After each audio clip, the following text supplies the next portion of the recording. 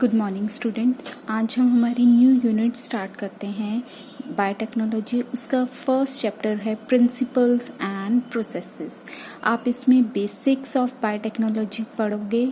Biotechnology actual में होती क्या है, क्या क्या प्रोसेसेस इन्वॉल्व हैं, किस बेसिस पर इस टेक्निक को हम यूज़ करते हैं, तो ये सारा हम इस चैप्टर में पढ़ेंगे। नेक्स्ट चैप्टर में हम बायोटेक्नोलॉजी की बेसिक्स प्रिंसिपल्स को जानकर कहाँ कहाँ हमने इस टेक्निक को यूज़ किया है for the betterment of human life.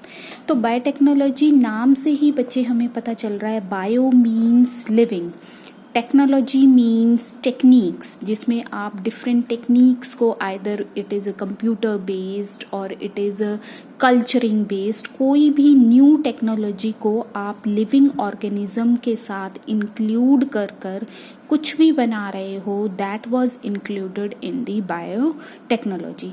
तो ये टॉपिक हमारा बहुत इंटरेस्टिंग है, बहुत समझने वाला है, तो आपने ये टॉपिक बहुत ध्यान से समझना है। तो सबसे पहले हम बायोटेक्नोलॉजी की डेफिनेशन देख लेते हैं। बायोटेक्नोलॉजी क्या है?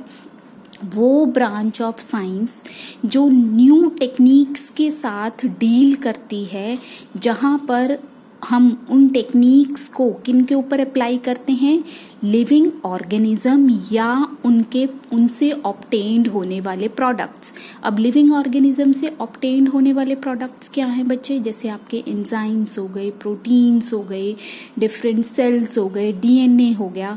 तो आप जब कोई भी टेक्निक अप्लाई कर रहे हो ऑन द लिविंग ऑर्गेनिज्म और देयर प्रोडक्ट, किस चीज़ के लिए? ताकि हम ऐसे नए प्रोडक्ट्स बना सकें जो यूज़फुल हों, किसको? ह्यूमन बीइंग को। तो बायोटेक्नोलॉजी इनडायरेक्टली एक नई टेक्निक आई है जहाँ पर हम लिविंग ऑर्गेनिजम्स के ऊपर न्यू टेक्निक्स अप्लाई करके अपनी बेटरमेंट के लिए चीज़ों को बना रहे हैं।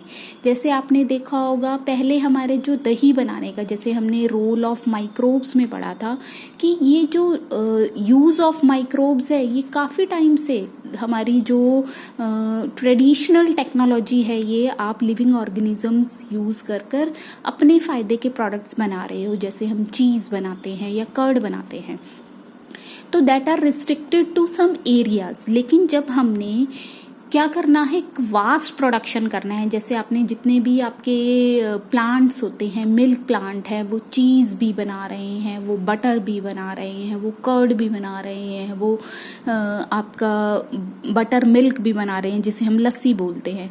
तो ऐसे प्रोडक्ट्स बना रहे हैं और वो ड्यूरिंग ट्रांसपोर्टेशन वो अवेलेबल रहते हैं, वो ठीक रहते हैं आपको। तो ऐसे क्या उनको डायरेक्ट उसी तरीके से नहीं बनाया जाता, उसमें एक न्यू टेक्निक्स इन्वॉल्व की जाती है ताकि हम एक बेटर प्रोडक्ट बना सकें और वो प्रोडक्ट किसको यूजफुल हो? ह्यूमन बीइंग को यूजफुल हो। तो एडवांसमेंट जब हमारे ट्रेडिशनल मेथड्स में आ गई, तो वो एडवांसमेंट हम टर्म अब क्या कहेंगे? बायोटेक्नोलॉजी कहेंगे। ठीक है। तो बायोटेक्नोलॉजी इनडायरेक्टली क्या है? नए टेक्निक्स को यूज़ करना ताकि हम बेटर प्रोडक्ट्स बना सकें और वो प्रोडक्ट्स किसके लिए यूज़फुल हों? ह्यूमन बीइंग के लिए यूज़फुल हों। तो हम ये नहीं कह सकते कि लिविंग ऑर्गेनिज्म का यूज़ पहले नहीं होता था। हमने रोल ऑफ माइक्रोब्स पढ़ा था, लेकिन इन्हीं प्रोसेसेस में जब हम एडवांसमेंट यूज़ करने लग जाते हैं, जैसे टेस्ट ट्यूब बेबी है ना, ये भी क्या है?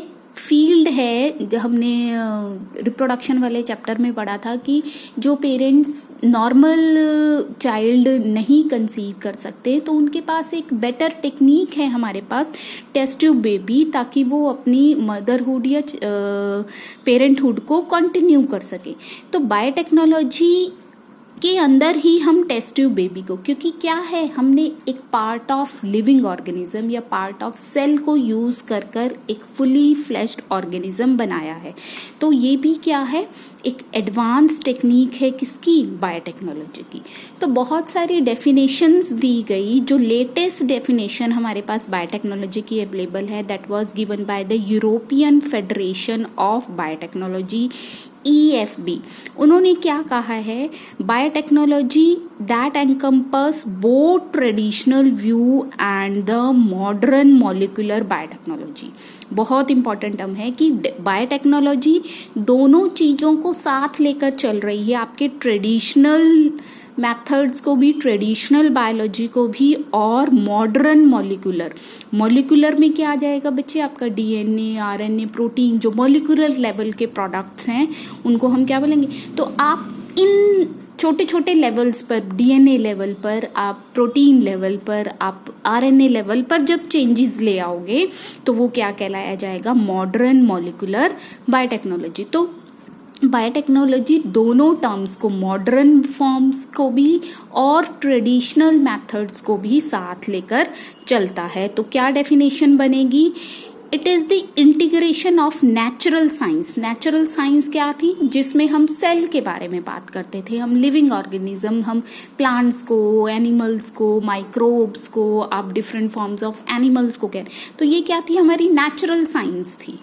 Integration of natural science and organism, आपने नेचुरल साइंस की नॉलेज को और लिविंग ऑर्गेनिज्म, पूरा का पूरा लिविंग ऑर्गेनिज्म भी हो सकता है, उसका सेल भी हो सकता है, या कोई और पार्ट में हम यहाँ पर DNA की बात कर सकते हैं, हम प्रोटीन की बात कर सकते हैं, या किसी टिश्यू की बात कर सकते हैं।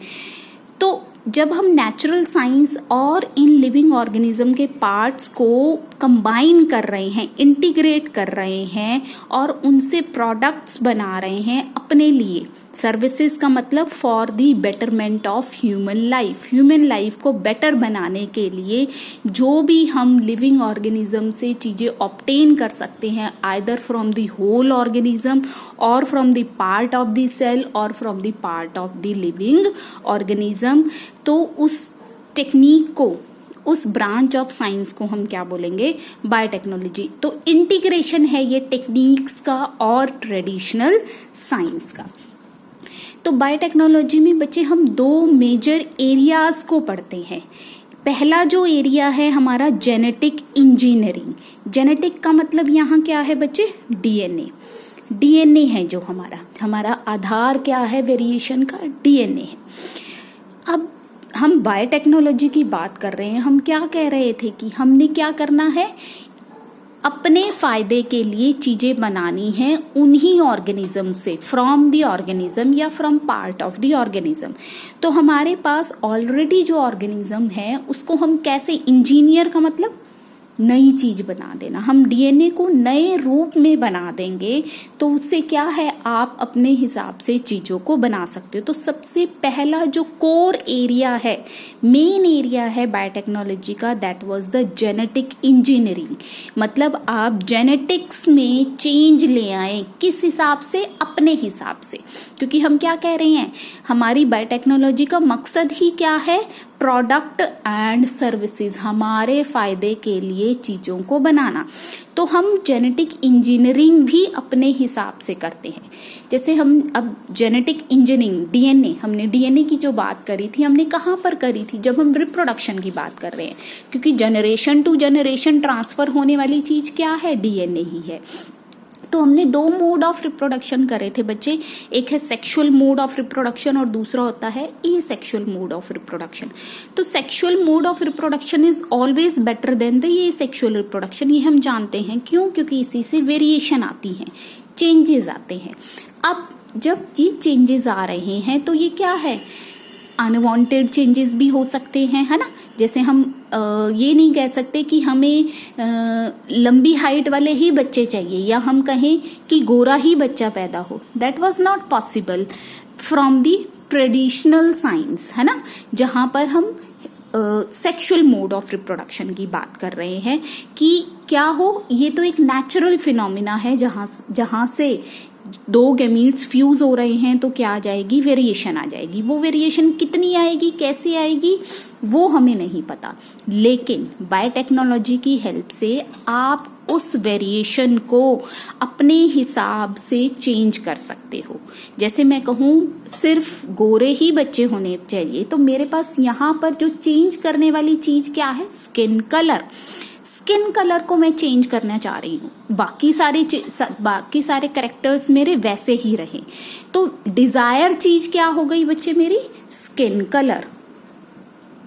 डिजायर जीन की बात करेंगे तो मैं कब बोलूंगी? स्किन कलर, है ना। तो अब मैं सिर्फ इस जीन को ही चेंज करना चाह रही हूँ, बाकी जीन को नहीं। लेकिन अगर हम वैसी ही ब्रीडिंग मेथड्स को, ट्रेडिशनल ब्रीडिंग मेथड्स को अपनाएंगे तो क्या जरूरी नहीं सिर्फ डिजायर जीन में ही चेंज आए, बाकी जीन्स भी क्या हो जाएंगी? चेंज हो जाएंगी। यही प्रॉब्लम थी हमारी ट्रेडिशनल साइंस के साथ। क्या लिखा हुआ है? Traditional hybridisation processes used in plants and animal breeding. नए नए प्लांट्स को बनाने के लिए या एनिमल को बनाने के लिए जो पहले ट्रेडिशनल के मेथड्स यूज करते थे, उनमें सबसे बड़ी प्रॉब्लम यही थी कि मल्टीप्लिकेशन ऑफ अनडिजायरेबल जीन हो जाता था अलोंग विद डिजायर्ड जीन। तो अब जैसे मैं कहूं थाउजेंड्स ऑफ जीन्स हैं हमारे अंदर, तो है ना, लेकिन मैं सिर्फ एक जीन को चेंज करना चाह रही हूं। तो ट्रेडिशनल जो हाइब्रिडाइजेशन मेथड से, जहां पर आप सेल टू सेल फ्यूज कर देते थे, एक सेल को फिर दूसरे सेल के साथ फ्यूज कर लिया तो मेरे पास क्या बन गया? जाइगोट बन जाएगा। तो ये सारे क्या थे? ट्रेडिशनल मेथड्स थे। तो जहां पर आप स्पेसिफिक करैक्टर को नहीं बदल पा रहे थे, लेकिन बायोटेक्नोलॉजी हमें ये हेल्प करती है, या हम कहें कि हमें मदद करती है कि आप सिर्फ अपने डिजायर जीन को ही चेंज कर सकते हैं, बाकी जीन्स को अल्टर नहीं कर सकते।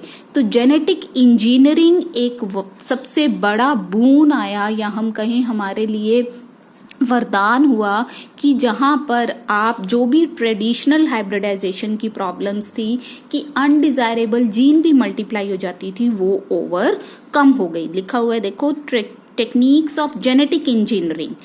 अभी आगे हम पढ़ेंगे कि जेनेटिक इंजीनियरिंग में क्या क्या होता है। Recombinant DNA, gene cloning, gene transfer, ये सारी हमारी लिमिटेशंस को, जो ट्रेडिशनल मेथड्स की लिमिटेशंस थी, उनको ओवरकम कर लेता है। तो इसलिए बायोटेक्नोलॉजी एक एडवांसिंग फील्ड है हमारी लाइफ साइंस में। ठीक है, तो सबसे पहला जो हम कहें कि कोर है हमारा बायोटेक्नोलॉजी का, that was the genetic engineering, जिसमें क्या था कि आप क्या कर रहे थे? Technique to alter the chemistry of genetic material. Alter का मतलब बदल देना, कि आप जो जेनेटिक मटेरियल है, हमारा डीएनए है, आरएनए है, उसको बदल दो। कैसे बदले हम? to introduce these into the host organism and thus change the। अब हमने डीएनए का स्पेसिफिक साइट पर हमने डीएनए बदल दिया, तो क्या है? अब उसका करैक्टर भी बदल जाएगा, और वो करैक्टर आपको क्या है? दिखाई देगा। जैसे अभी मैंने बात करी थी स्किन कलर, मैं क्या चाह रही हूं कि सिर्फ स्किन कलर का कैसा कलर आए? वाइट। तो अब मैंने यहां पर अल्टरेशन कर दी कि जो मैं दो डीएनए को ले रही हूं उनमें सिर्फ व्हाइट की ही कंपोजिशन हो, तो क्या होगा कि होस्ट, अब जो आपको ऑर्गेनिज्म दिखाई देगा, फिनोटाइप क्या होता है बच्चे? एक्सप्रेशन, जो एक्सप्रेशन दिखाएगा। अब आपको जो एक्सप्रेशंस दिखेंगे वो सारे वाइट कलर के दिखाई देंगे। अब आपके पास चांसेस नहीं रहेंगे कि आपके पास ब्लैक स्किन कलर भी आए। तो ये क्या है? आपने अपने हिसाब से जीन को बदल लिया। तो उसी को हम, जब आप जीन को अपने हिसाब से बदल सकते हो, तो वो टेक्निक क्या कहलाती है? Genetic engineering. तो सबसे पहला जो हम कहें मेन एरिया है हमारे बायोटेक्नोलॉजी का, that was the genetic engineering. दूसरा है हमारा maintenance of sterile and ambience in the chemical engineering process to enable the growth of only desired microbes and eukaryotic cells in large quantity for the manufacture of biotechnology products like antibiotics, vaccines and enzyme। देखो, जैसे अब corona virus के लिए जो vaccine की बात बन कर रही है, अभी तो ह्यूमन ट्रायल्स चल रहे हैं कि क्या वो वैक्सीन वाकई ही इफेक्टिव है कि बॉडी में नहीं है।